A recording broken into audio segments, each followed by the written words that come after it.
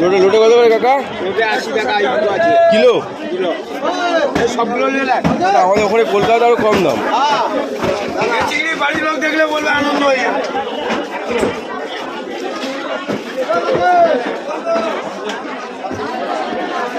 तो हम लोग यहाँ पे बाज़ार आए हैं, यहाँ पे कुछ मछली खरीदेंगे हम लोग।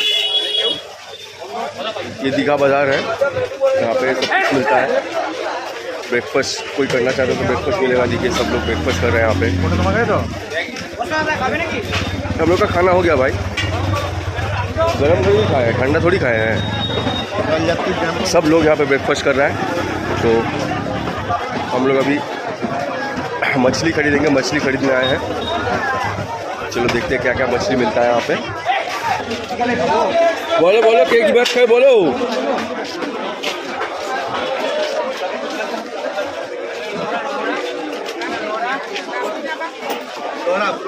लोटे कत करे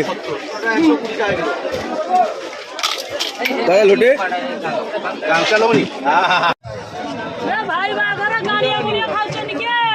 কুড়ি টাকা নিয়ে না মাছ এরকম করো, মাছ 20 টাকায় নাও। আচ্ছা মাছটা ভালো আছে, দেখে তো বলো তো ভালো আছে।